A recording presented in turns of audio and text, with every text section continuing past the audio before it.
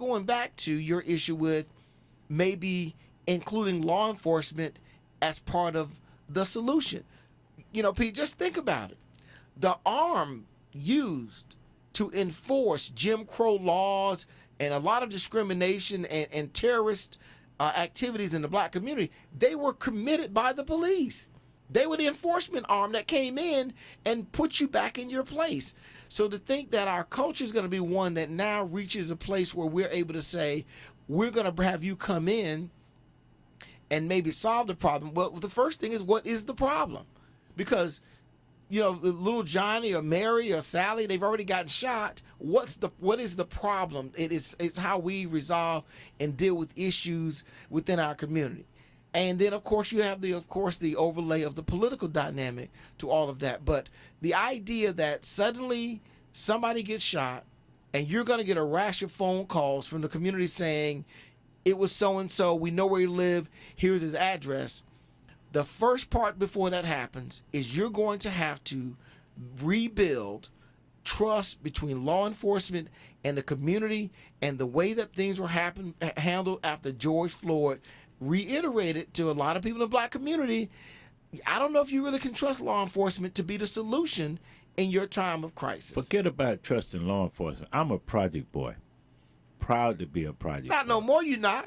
Which project you grew up in? North Boulevard Home. It's not even there anymore. It exists in my spirit and my teachings. I'm telling you. Okay. And the rule of thought was way back then. Yeah, we had gunshots on the corner, bad drug dealers and all. But the rule of thought back then, you don't harm little children, and you don't bother senior citizens. But we didn't need the police.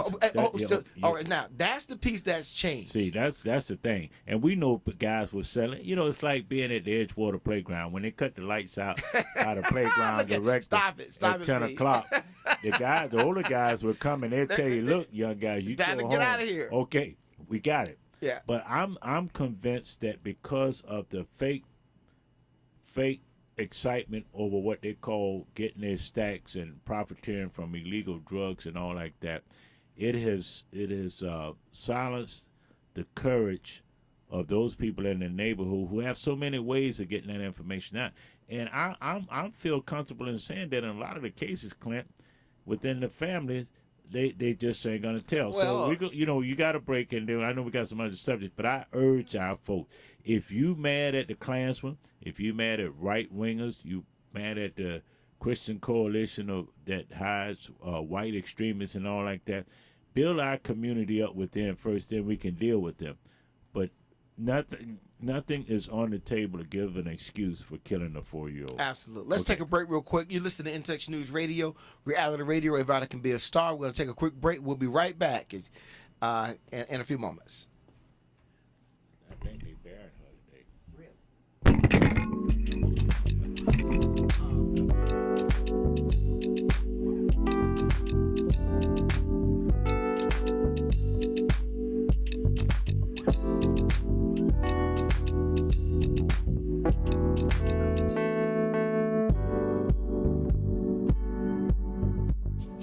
Jacobs Production, in partnership with Trinity City of Praise and the African American Family Institute, presents a musical play, 10 Boys and One Girl, coming soon to the David A. Strauss Jr. Center for the Performing Arts, 1010 North Mercedes Place, Tampa, Florida, September the 18th, 2021. 2 p.m. matinee show, 7:30 p.m. late show, $25 general seating, VIP seating $50. You don't want to miss this powerful performance, a story of a man and woman raising 10 boys, 1 girl, through trial and obstacles. With resilience, faith, and love, they made it. Directed by Nate Jacobs of the West Coast Black Theater Troupe. Musical director Davon Jameson of Jacksonville, Florida. Tickets can be found at the Strass Center box office. For more information, call 813-229-7827.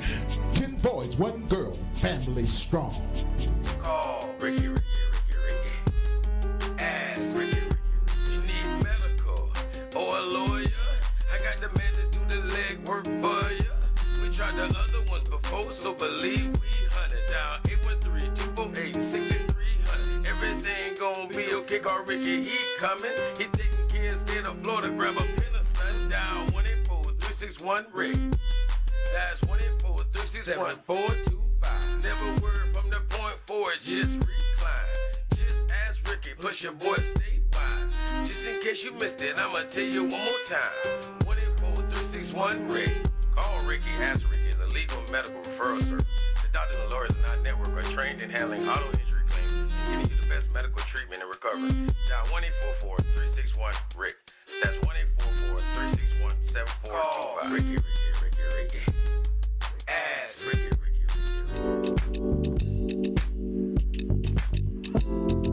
That last commercial, I got a bad knee, so I was thinking about grabbing my cane and doing a step or two because I'm in a fraternity or whatever. I'll back you up on that.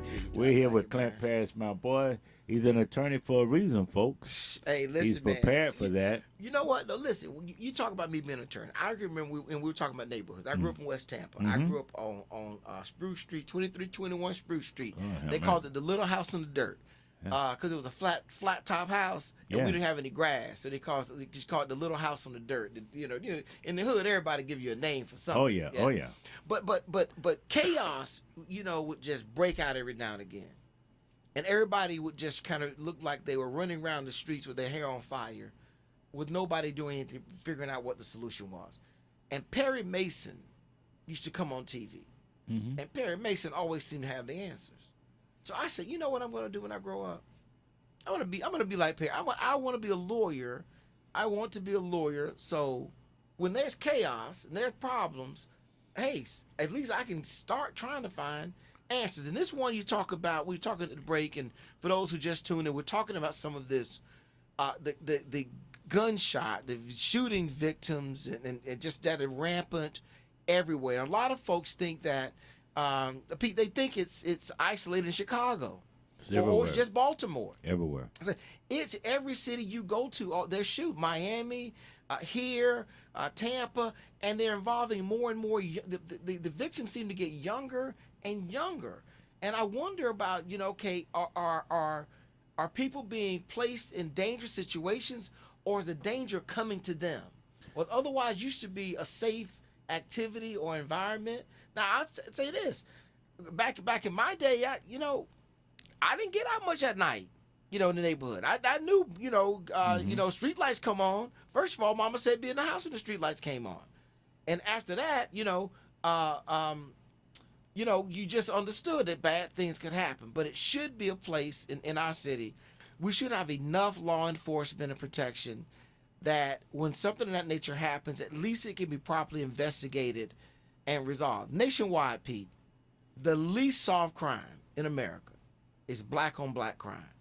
It seems to be that, for whatever reason, that crime they can't solve. Well, from a Republican conservative point of view. Since when? Listen. Since when, Pete? All right. On this issue,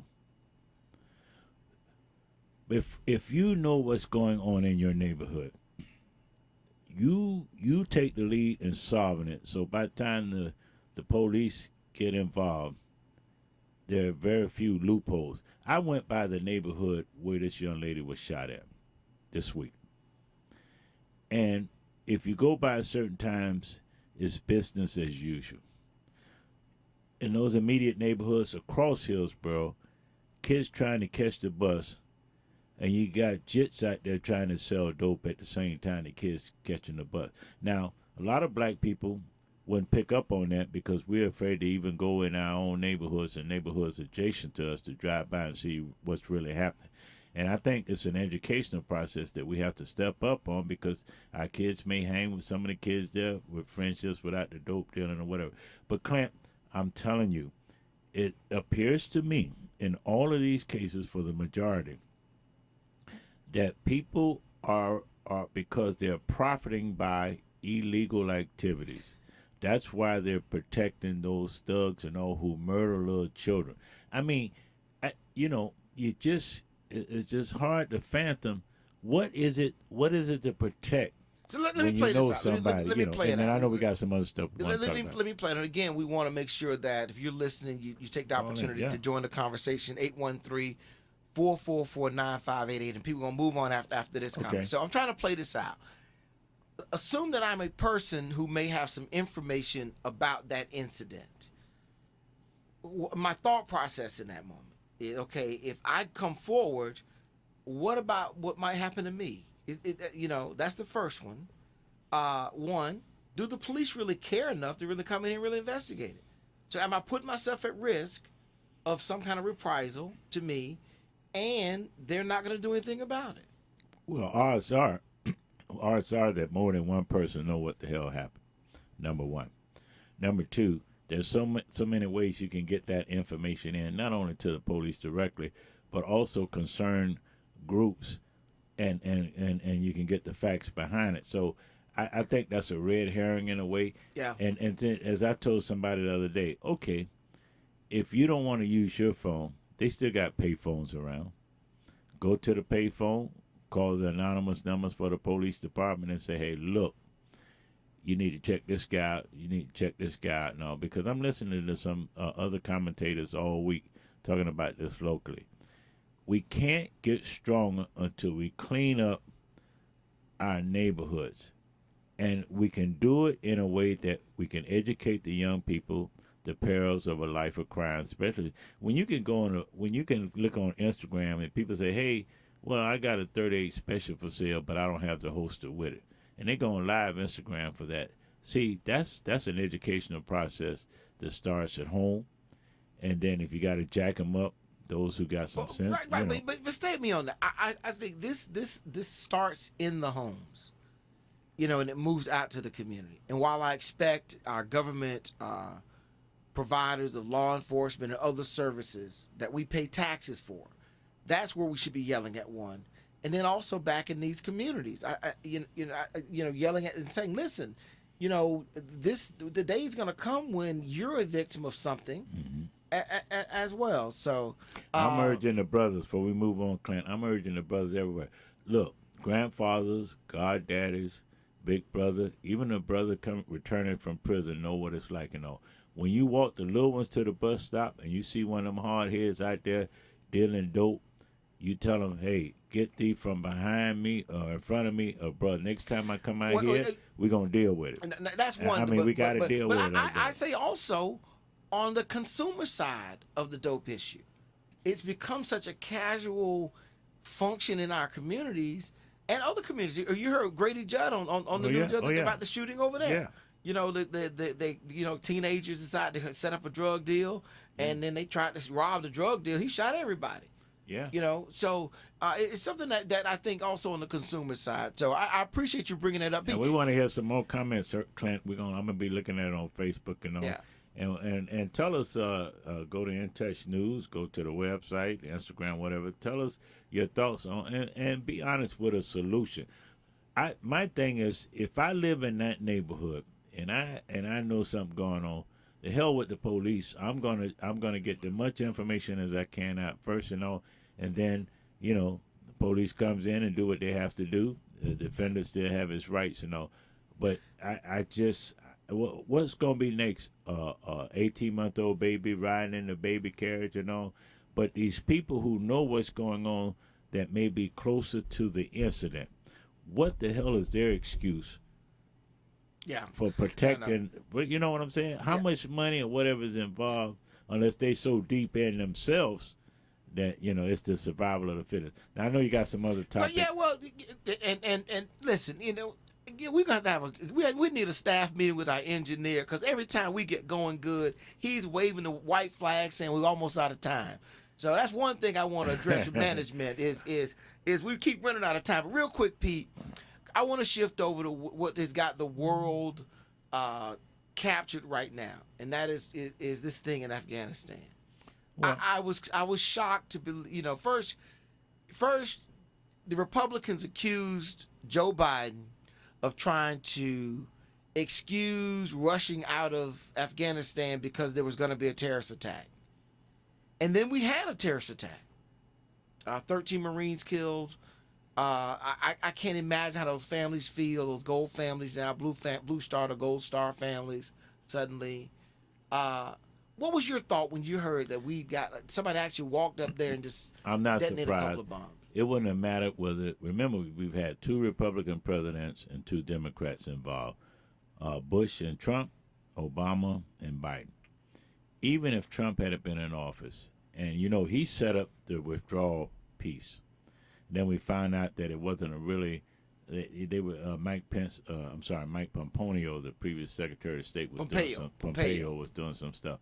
I'm not surprised it happened. I think it's going to happen again. What I am surprised about, and you see it within the Republican Party, but it's also within the Democratic Party too, the division on these Afghanistans coming to America.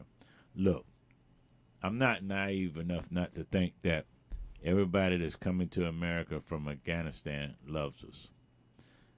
That's not going to happen. I think we're going to have sleeper cells like we have now, not only with right-wing extremists, but we also have sleeper cells within the Muslim community, and you have those divisions in there. You look at some of these folks, Afghanistan's also were considered sympathetic to the Taliban movement. So what's to say that they won't try to do some things over here? What I'm concerned about is that, number one, we should have been out. We never should have been in that war. Number two, we're going to continue to have some repercussions. I don't think it's going to make a difference when the next presidential election, because I don't believe Biden is going to run for re-election, number one. I don't believe Trump is going to be in a position to run for re-election as president, and I don't believe DeSantis is going to be in a position to run, nor Mike Pence. So we got to look at it like that. And then the other piece of it is that as Americans, you have to trust but verify everybody. Now, from a black Republican American standpoint, what I don't want to see is everybody fall over to help these Afghanistan immigrants coming in, and then at the same time mistreat Haitians and cut off qualified immigrants from Africa and all. And what you're going to see is what you always see is that when we have these other immigrants of color come in, because that's what Afghanistan people are, people of color, it's an extra hit on the black population that's already here. And I'm saying that regardless of political party, that's what's going to happen. You look at what they're trying to do in Tampa, all of a sudden, hey, we got to find housing for them and all like that. How about the doggone housing that we need now for the people who live here now?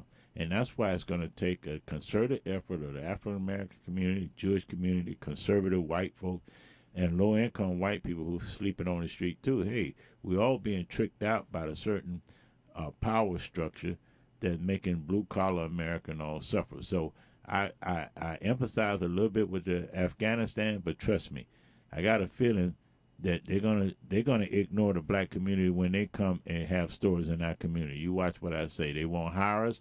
They won't contribute to the schools in the neighborhood, and they're gonna suck our money out of our community and give that back. All right, well, listen, Pete, you just threw a whole lot in that salad. I can't even piece it apart because our engineer is going to shut me down in less than 1 minute. So let's do this. We're going to go ahead and take a quick break. Right. When we come back, I'm going to try and respond to that long litany of things, including that little drop that he tried to show he's a Reagan Republican. But lawyers do that. That's why y'all take depositions. You know how that go. All right, let's go to break. Verify. Let's do Junk in the trunk. I love it. We'll be right back.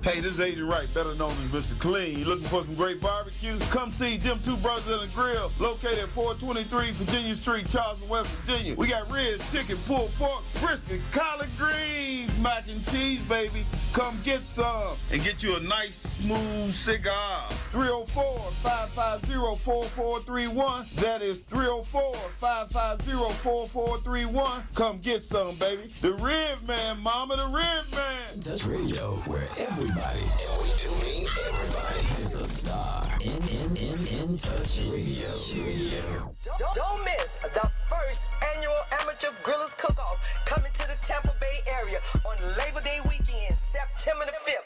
Hosted by the Dr. K.C. Patel High School, located at 10721 Rollison Ranch Road, right here in Tampa, from 11 a.m. to 5 p.m. There will be a $500 cash prize to the best amateur griller. If you feel that you've got the skills, then you need to bring your grill. It doesn't matter how big or how small. You can drive it up, push it up, pull it up, or even let grandma and grandpa help you set it up. Just bring the entire family out and enjoy some of the finest amateur grill meats. Sample the sauce and find out who has the best sauce. Bring your meat and put it on a plate, and let's see if you have what it takes. For vendors information, text 813-965-4456. All right. We're right back. Look, Clint, I'm looking at this In Touch newspaper that just come out. Folks, you got to see it. That weekend coming up September 17th, Daryl in Tampa has it on the front page. It's the Tampa versus somebody weekend.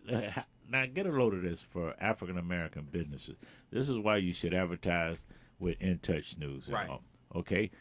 September 17th through the 19th, Florida A&M is going to come to Tampa to play South Florida. That's a victory for FAMU. I'm sure of that. And then the next day, the Bucks are hosting the Atlanta Falcons. Now, you know, Dirty Birds. yeah, the Dirty Birds. So, you know, there are a lot of black folks travel from Atlanta to this game. Correct. And a lot of black folks are coming in from Tallahassee. And I'm looking at all the events. And so when these things come up in regular events, that's why you advertise on In Touch Radio. And that's why, see, if the white folks businesses, they're always coming to the table late. Black folks, if you want your business to grow, use black media, use In Touch. I mean, we got every kind of beat for you, beep, bop, beep, you know, whatever the case may be. All right, Well, I just want to bring, I'm glad you brought that up because communication, radio still remains the most powerful way to Absolutely. communicate information to the masses. It still is, and now we have cell phones and all that kind of stuff. It just integrates itself right into that, and I think that Daryl and Tammy do a great job in our local community getting information out. And you're absolutely right. It is very important. I think that if you're an advertiser looking to grow your business or make an impact, that In Touch News is a great place to put your information about what services you provide. But we have a very vibrant black economy that I think has really been the way that a lot of us have been uplifted in our community. So, all right, so let's get back to you poured out a lot about this African. Go ahead. All right.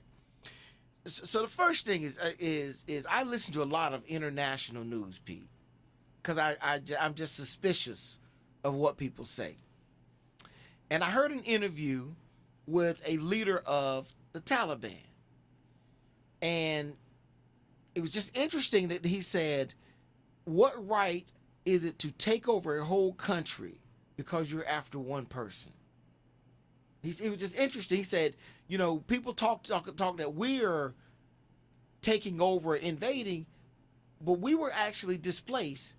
Now, we can argue about whether you harbor terrorists and all that stuff. It's just interesting trying to understand the perspective. The other one was they don't control this other group of ISIS. And they had gotten information, hey, look, these ISIS folks want to actually kill some Americans. They didn't want to kill the Taliban. They wanted to kill Americans. So the Taliban were looking to get away from the Americans. That was one of the reasons they backed the perimeter they had up. Also, they weren't checking the people that went through. They were just checking for your ID.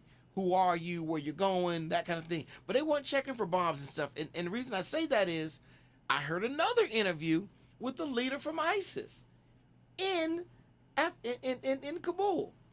He met with one of the reporters.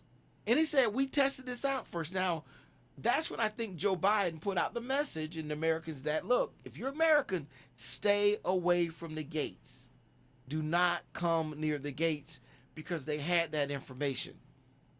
But we knew they were going to do something. Now, that area, just like a lot of other countries of that ilk, has been a cesspool of conflict for decades and decades and decades.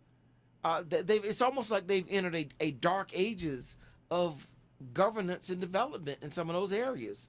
for the last 40, 50 years, that they've actually slid backwards in how they function and operate and things of that nature. Now, you brought up a key issue, and I'm a little more fluid on this about what do we do with immigrants that come in. Pete, you remember the Mariel boat lift, 1980. I think it was 1980. Oh, yeah. Had a lot of Cubans come into Hillsborough County. I was in school at the time, and I remember a lot of kids coming in, and they just said, look, they're here now. Make it work. And we ultimately absorbed them into our community in various ways, shapes, fashions, whatnot. But it absolutely hit the African-American community, having those people come in to compete with, our economy. Well, not only that, but what people don't realize during the Marietta boat lift, initially there were a lot of people of black Cubans coming in. Yes. Okay, then that changed that up, and then when they got here, it was a division. People have to understand that there is racism within the Cuban population. There's racism everywhere. Everywhere Right. you have different so people. When you look at when they came in, and since that time, the black Cuban that have come here and their kids were growing up here, they basically disappeared. The white Cubans that have, and they were born over here and all, where are they mostly at? Within the Republican Party, and pretty conservative, or even extreme, and they don't believe in basic civil rights either. What they say is that, hey, we don't believe in socialism the whole bit, but we don't, so it's the whole idea, though, Pete, of civil rights is a very Western concept. I mean, it's a very Western. In China and Asia and Africa and large parts of the world that have been developed for hundreds and hundreds of years, you don't hear words like civil rights. Now, people try to change it over to human rights, but this whole idea, like the Taliban, when they came in and said, listen, it's going to be a democracy over here. That's not how this is going to operate. Mm-hmm. And the world has operated for hundreds and hundreds of years on different political platforms.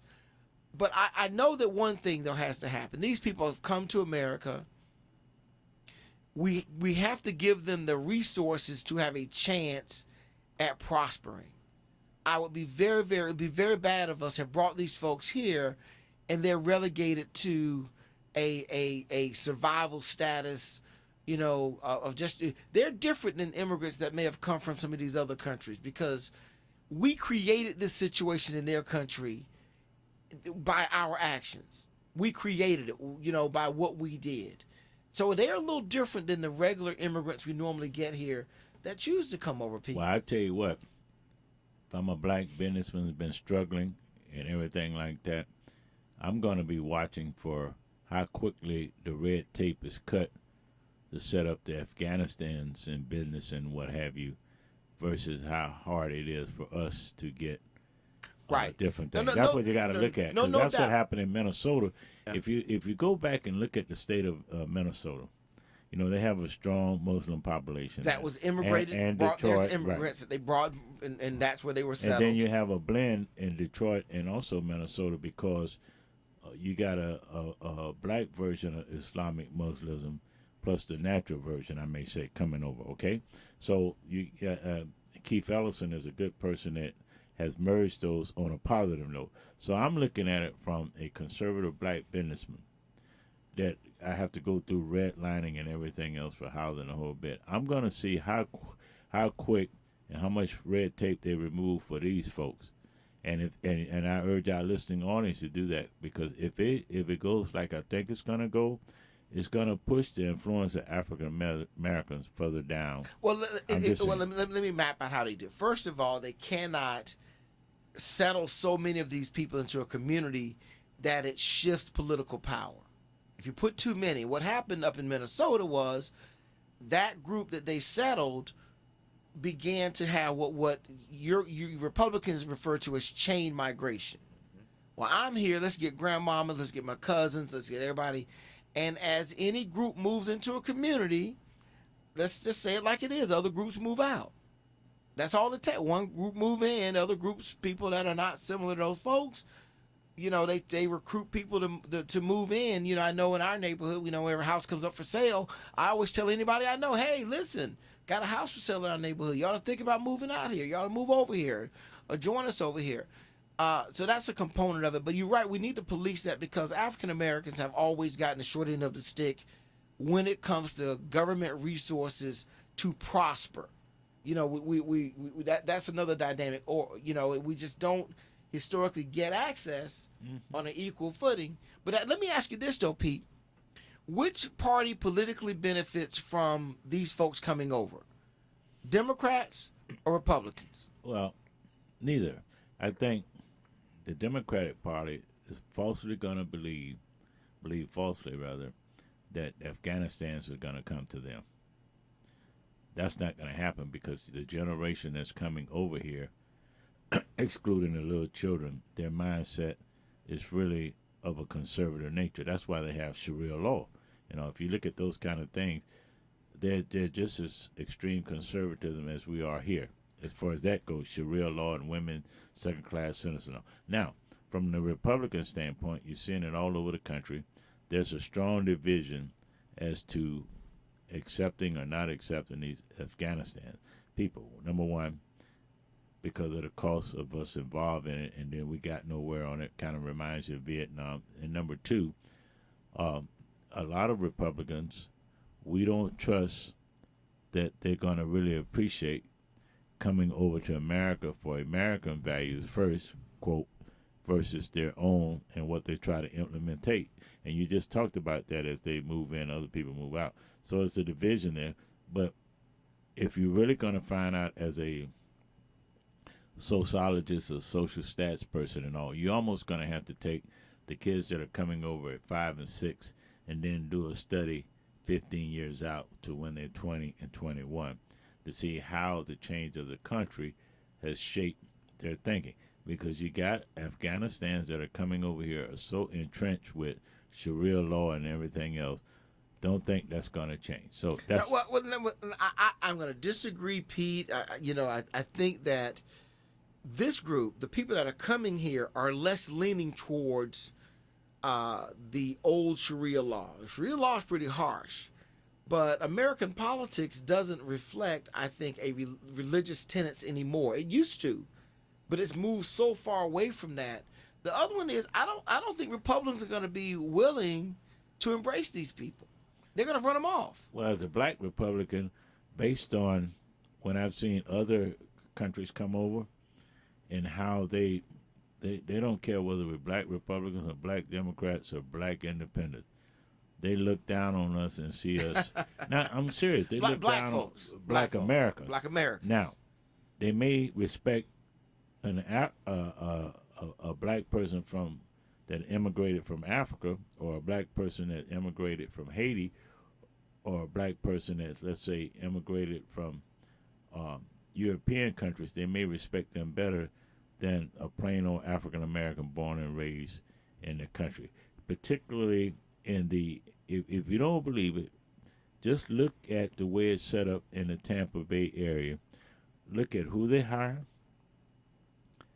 how they talk to you in the stores, and then look at what do they give back to the community. And when you look at all of them, it's basically nothing. So it's just junk in the trunk, like my man got with that shirt on, that junk in the trunk that we need to stop at the nearest incinerator. And, that's my thoughts on that. Pete, I think we get this one right. We have 10 seconds now before we go to break. So listen, everybody, Stay tuned. We're going to go take a break real quick. Pete, I want to catch you up on DeSantis. And listen, what is Biden going to do? Let's talk about that when we come back. Let's talk about that. This is short.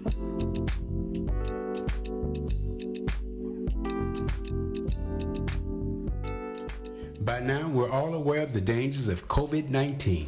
Like others with existing health issues, cancer patients are at a high risk due to their compromised condition. If you are newly diagnosed with cancer, your care likely can't wait. Moffitt Cancer Center is the best place for your cancer concerns and to provide guidance to help you plan your next steps. We're here for you. Call 1-888-456-2839 or go to moffitt.org/here for you. We're playing your favorite old school.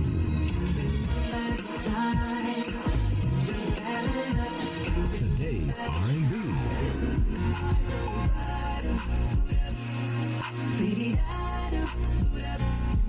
With a smooth touch of jazz.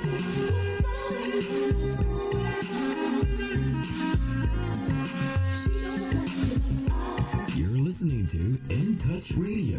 Hi, this is Pastor John T. Warner, Foundation Fellowship Christian Church. We are super excited. The date has finally arrived this Sunday at 10 a.m. at the Holiday Inn Express off of Bruce B. Downs for our inaugural worship service. A couple of things you might want to know: that we will adhere to all COVID-19 guidelines and masks are required. But we're super excited that you will be joining us. Tell a friend, bring a friend, but most of all, meet us there at 10 a.m. at the Holiday Inn Express off of Bruce B. Downs for Foundation Fellowship Christian Church inaugural worship service. God bless you and look forward to seeing you there. The Sole Purpose. I know you're going to dig this. With Keith Harris and attorney Monica Harris is every Saturday morning at 11 a.m. What's your purpose? In Touch Radio.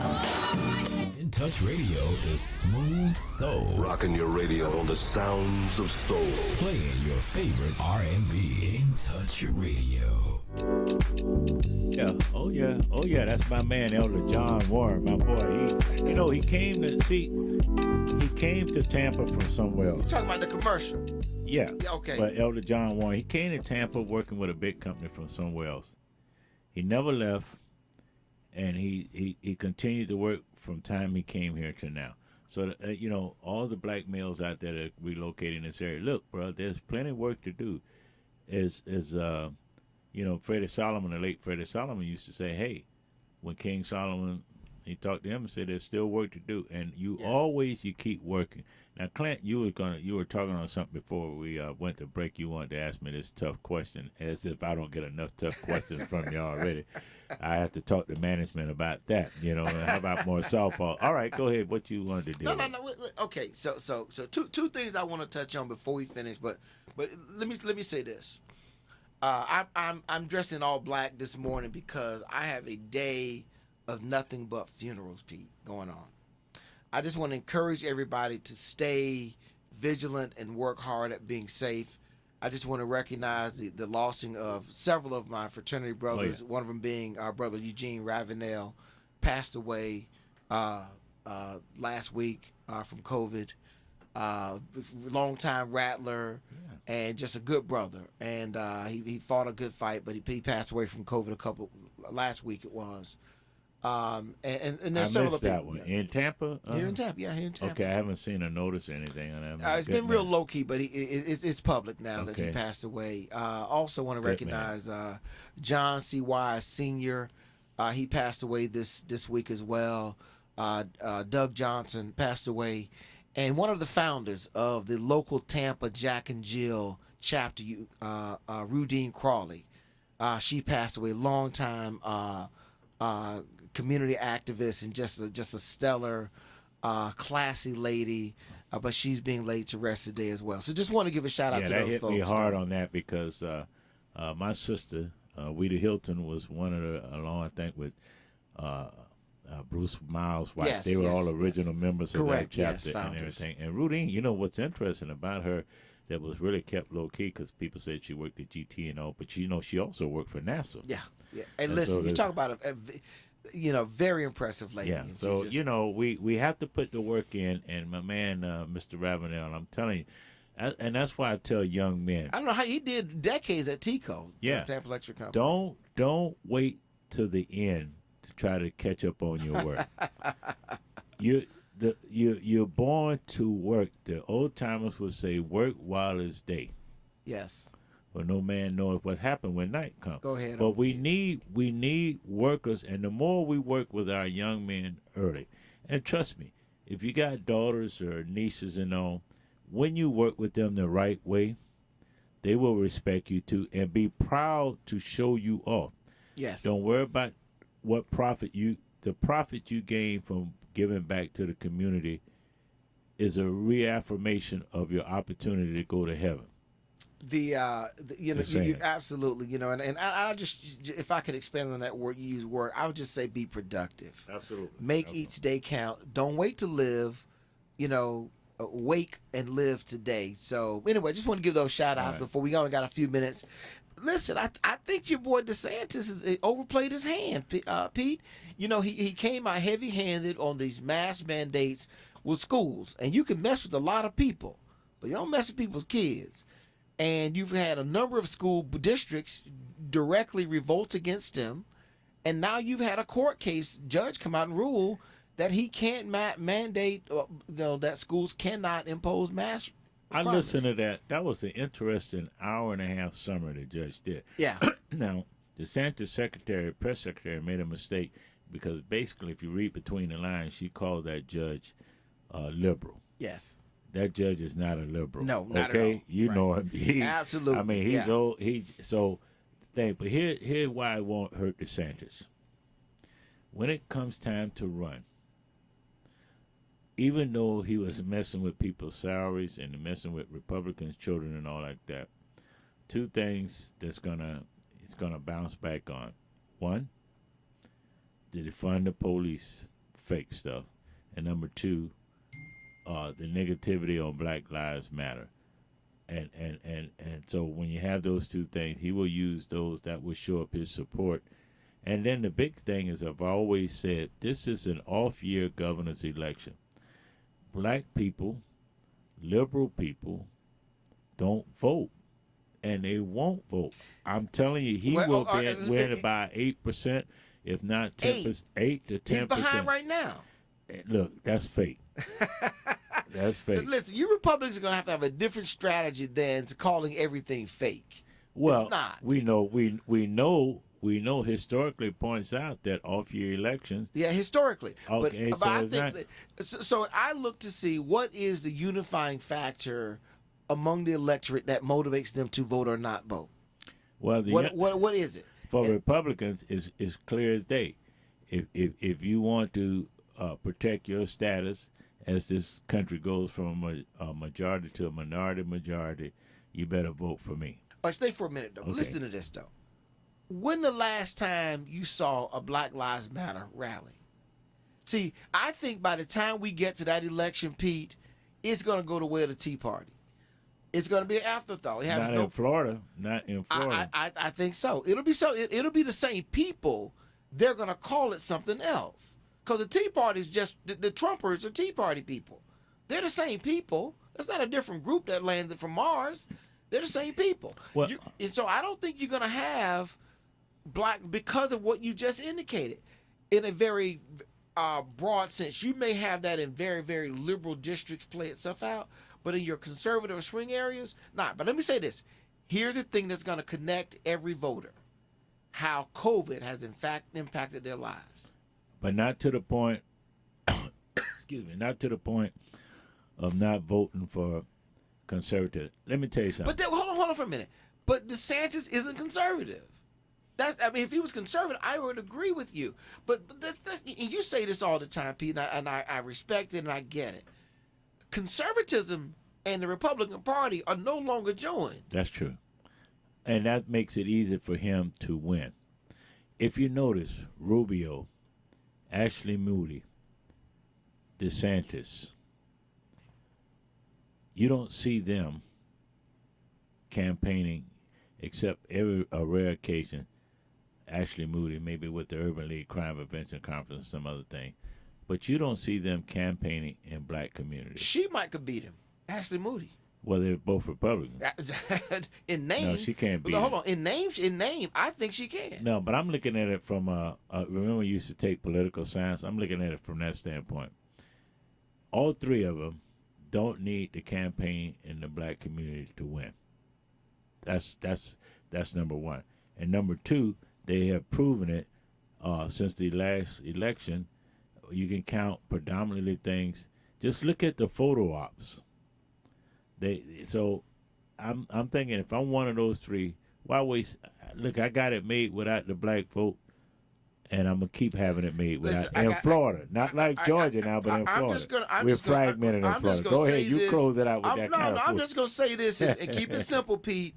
Pete, you're wrong. Mark the tape, and we'll run this back at some other time. I want to though get your comments real quickly before we roll out of here. Is the potentiality of Breyer resigning and Biden getting a Supreme Court appointment? Because he said he may not serve another term after this term is up. What are your thoughts about that? He's gonna go. I think Breyer is just like Ginsburg and a lot of them. No, he's 83. Yeah, but you got to remember, once you're in power, why should you give it up? talk to George Washington. He was the one that did it the first time, and the King of France said, "I didn't know you could do that." And even if Breyer resigns next year, the only choice we know we got is the opportunity for a black woman. And I think it's going to be the black lady that just got appointed to the D.C. Court of Appeals, because Biden has pledged a black female. But the question is, if the Senate flips. This will be before the fall. It'll be before the election. You know, those guys are in power for a reason. They want to stay in power. Nobody can move them out of power. And whether it's Breyer or Clarence Thomas, who's really been a thorn in the side to minority rights in the black community a whole bit, they're going to stay until they die, or they're going to stay until they get to the point that they may have a couple of years left and they can make some money on the outside if they retire. Well, I'm encouraged by the idea. I'm going to be keeping my eye on this, Pete, because I think that the tilt of the Supreme Court, if it gets any further, it's going to be horrific, and we can't risk what might happen in the midterms. So he would leave before the midterms, and there will be a confirmation we'll see. of a new justice. But remember, listening audience, I'm going to keep banging this drum. Midterms mean nothing to adversely affect the communities when it's come time to vote. They just sit it out to the next president. Pete, you were just throwing balls all over the place. You're wrong again, Pete. I have got confidence that in the midterm, the election, this is going to be a surprise, because in this election, you have a unifying factor. COVID is going to drive everybody to the polls. I get you a junk in the trunk shirt. Give me one then. I get you a junk in the trunk shirt because it's junk. And next week, listening audience, we'll be right back here. I can't get over this newspaper. The only thing, when you talk to management, ask them what happened to our updated pictures. And so we want to send you out. Be careful. School is in. Do the right thing. Respect your neighbor. Don't abuse any kind of way the elderly, because you want to get there to yourself. And let's find this killer, and let's prevent other thugs out there who might do the same thing by turning them in, whether it's the police. But in some cases, it's better to turn them into the justice within the neighborhood. Oh, no, Pete, you can't say that. Okay, well, that was comments just made by persons on this radio station are not. I want you to say that, but I mean, I'm thinking old-fashioned now. No. Protect our kids. That's all I'm saying. All right, we'll be back next week. See you then. Because we do have handcuffs in the neighborhood. We just hold them. I don't know what you're talking about. That's what I meant by that. No violence, but just handcuffs. Bye-bye, everybody, and stay tuned for whatever's up. Don't forget to listen to my man Dale with that jazz thing. And hey, pretty moon. Hey, pretty moon. All right, everybody. See you next week. Bye-bye. You can't say that, man.